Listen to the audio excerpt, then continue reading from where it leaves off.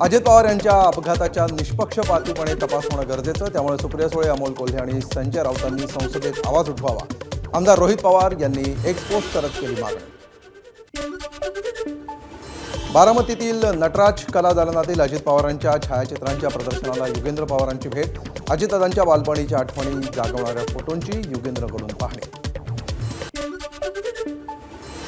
मुंबईतील विधान भवनामध्ये मराठी भाषा गौरव दिनानिमित्त जावे विनोदाच्या गावा या विशेष कार्यक्रमाचं आयोजन.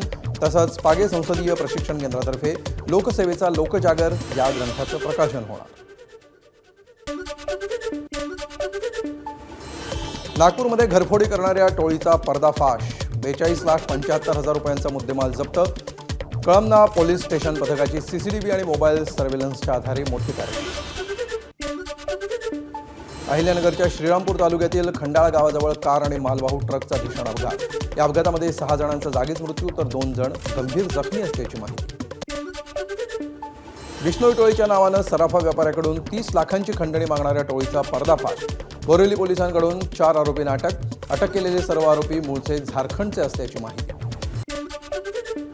पंतप्रधान नरेंद्र मोदी इस्रायलमध्ये दाखल. इस्रायलचे पंतप्रधान बेंजामिन नेतान्याहूंकडून पंतप्रधान मोदींचं स्वागत.